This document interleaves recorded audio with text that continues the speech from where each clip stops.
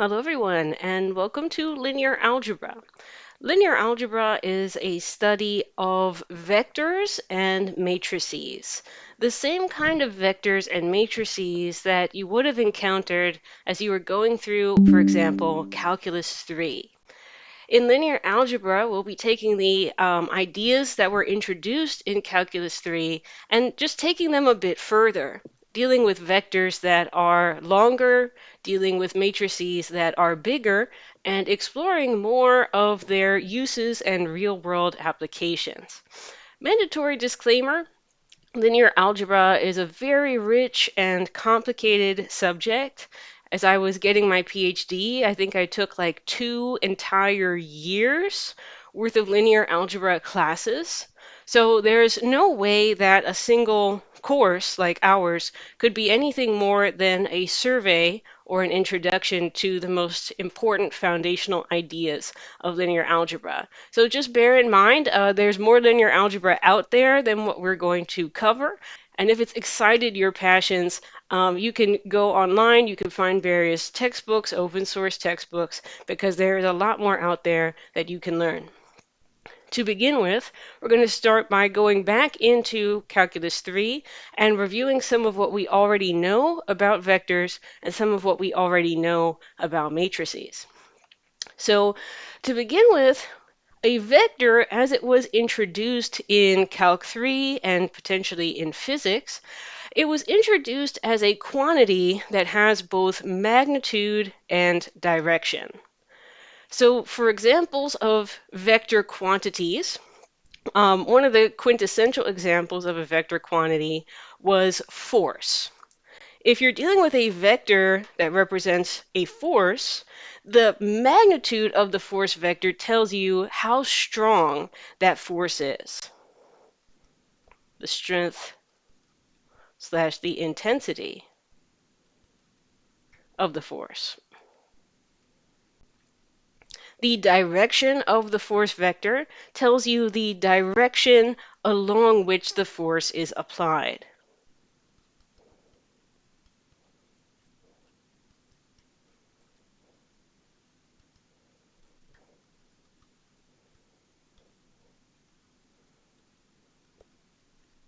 Another quintessential example of a physical vector quantity would be, for example, the velocity of a moving object.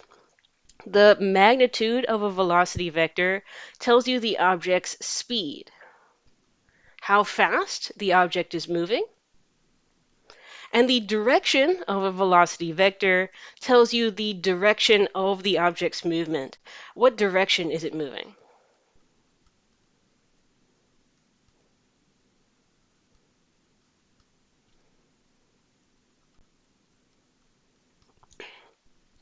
Now, when we write vectors symbolically, we typically write them in one of two ways. In mathematics, it's common to write vectors in what's called component form using angle bracket notation. So you might see, for example, a vector v expressed in the notation angle bracket 2, comma, 4, comma, minus 1. Physics notation for vectors was a little bit different. Instead of using angle brackets to separate the components of a vector, we used the I hat, j hat, k hat vectors. So this same vector v in physics notation would be something like 2 times I hat plus 4 times j hat minus 1 times k hat. This would be the physics notation for this same vector v. And these vectors that we have written down in this expression, I hat, j hat, and k hat, are called the standard basis vectors for three-dimensional space. And just for a review and reminder, the vector I hat corresponded to 1 unit in the positive x direction and no units along y and z. J hat corresponds to 1 unit along the positive y direction, and k hat corresponds to 1 unit along the positive z direction. So that's what these three vectors stand for in three-dimensional space. Now, in linear algebra, we're going to be mainly using a third and different way of denoting vectors, what's called column notation. And we'll see in just a few episodes how column notation for vectors makes certain linear algebra calculations easier. So, for example, if I wanted to write down the vector v in linear algebra column notation, I would write it like this. The vector v, and then I'm going to, basically, I'm writing down a matrix that only has a single column.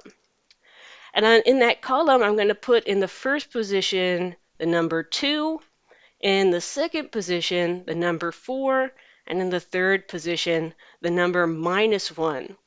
So these entries, 2, 4, and -1, in column notation are written vertically within these square brackets. So essentially, we're writing this as a matrix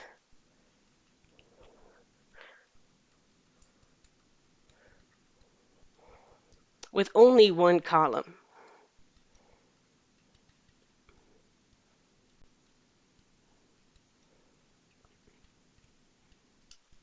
Now let's talk about some of the calculations that we do involving vectors. For example, if you need to find the length or the magnitude of a vector, we can use Pythagorean theorem to do that. The notation for the length of a vector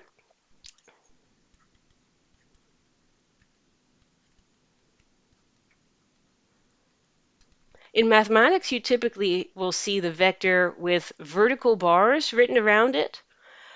Sometimes the vector with double vertical bars written around it.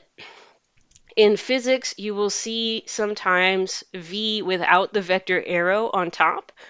This is a little bit subtle for my tastes, so you will see me in this class using the math notation. So just for the record, be careful. A lot of students will make the mistake of seeing those vertical bars and thinking absolute value, but the vertical bars only mean absolute value if there is a number or a scalar between them.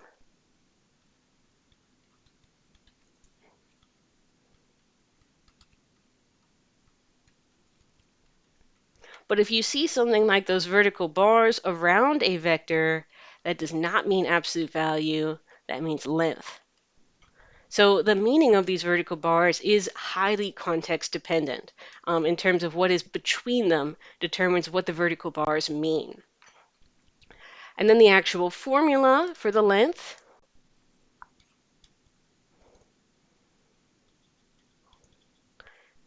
is really just the distance formula in either 2D or 3D space.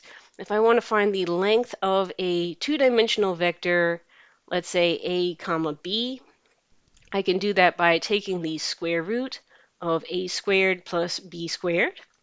And if I want to find the length of a 3D vector, it's very much the same. Just take the square root of a squared plus b squared plus c squared. And this is a common theme working with vectors, that the formula for a two-dimensional vector is very much the same as the formula for a three-dimensional vector. And formulas extend from 2D to 3D in exactly the way that you would predict or expect. Now, when we are drawing vectors, let's remember that vectors are represented graphically as arrows. And when you draw the arrow representing a vector, the direction of the arrow that you draw corresponds to the direction of the vector that you're thinking about. So the vector's direction is the same as the arrow's direction, and the vector's magnitude is represented by the arrow's length. So to give you an example, supposing that I had a vector whose components were 2 in the x component minus 3 in the y component, we would draw the vector by, to begin with, positioning the tail of the arrow anywhere in two-dimensional space. It's common to draw vectors at the origin unless there is a good reason to position them somewhere else. But in theory, a vector can be positioned anywhere in 2D space without changing its identity. Now, once we have chosen a location in two-dimensional space for the tail of the arrow, for example, I might place it at the origin as suggested. We would then draw the vector 2 comma minus 3 by starting at the arrow tail and moving 2 units in the positive x direction because of this positive 2 in the x component. So 2 units in the positive x direction. Simultaneously, we would move 3 units in the negative y direction, and that's because of the minus 3 in the vector's y component. So the vector 2 comma minus 3 would be represented graphically by this arrow here. If I draw the arrow tail at the origin, from that tail go 2 units to the right and 3 units down to reach the arrow head, and then connect those with a straight line. If I drew the arrow tail somewhere else, for example over here, I would still just have to go 2 units to the right and 3 units down to get the arrowhead and then extend out like this. Or if you position it over here, 2 to the right, 1, 2, 3 down, then somewhere over here.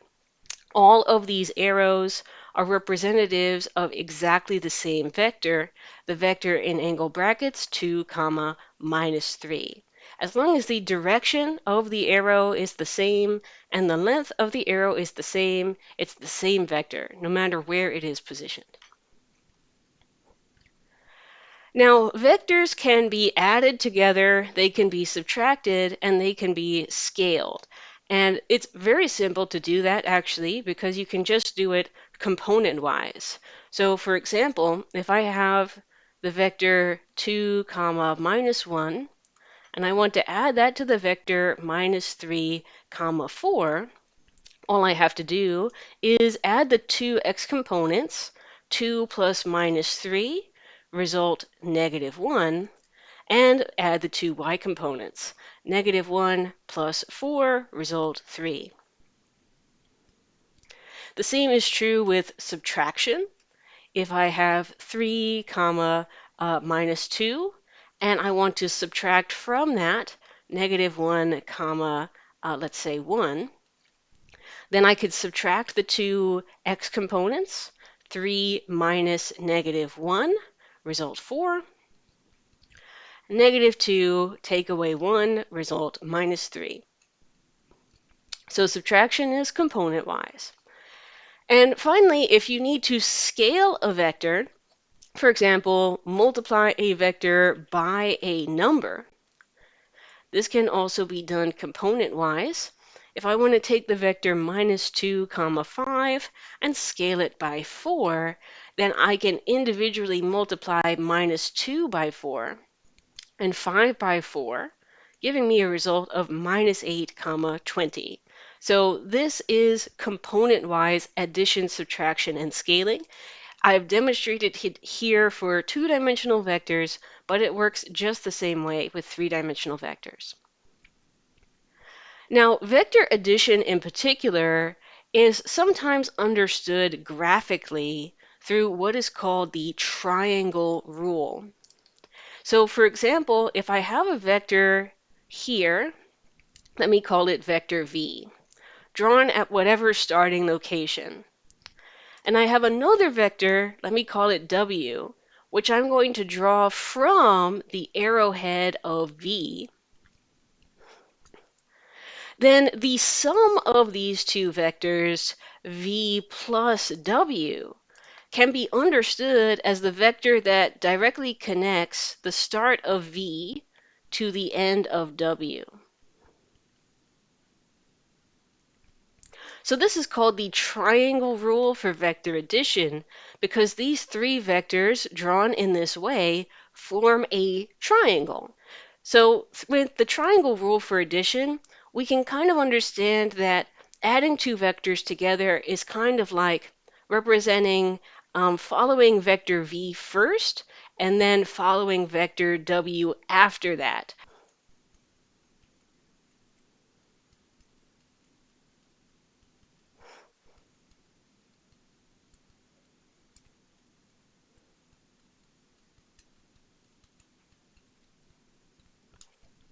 There's also a graphical significance to vector scaling.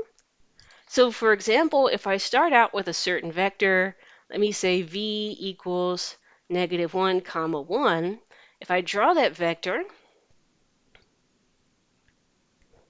the length of vector v as it's currently drawn would be square root 2 units. If I then apply a scalar to this vector, for example, scalar 3, that changes this vector to -3, comma -3. And this makes the result the same direction as the original vector, but it's now 3 times as long as it was before. So the length of 3v is equal to 3 times the length of the original vector v, in this case 3 square root 2. So scaling gives you a way to take a vector and adjust its length without necessarily changing its direction. You can, however, use a negative scalar to flip a vector in the exact opposite direction. For example, if I wanted to do -v, that would be the vector +1, comma -1, and that would be the vector pointing in the exact opposite direction as v. So positive scalars adjust the vector's length without changing its direction. Negative scalars flip the vector in the complete opposite direction. So you can use this, for example, to take a vector and turn it into a vector of length 1. And this process is called normalizing.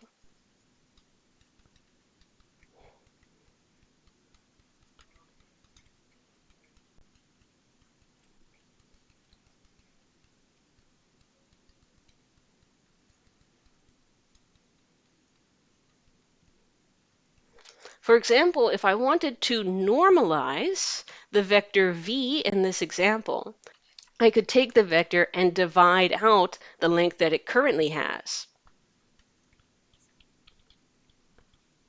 If I take the vector and divide out its current length, this is now a unit vector, a vector of length 1, which is pointing in the same direction as v. So this concludes our review of 2- and 3-dimensional vectors from Calculus 3, as well as the basic operations on those vectors, addition, subtraction, and scaling, and what they mean graphically. In the next lesson, we will be reviewing the more complicated vector operations of dot product and projection.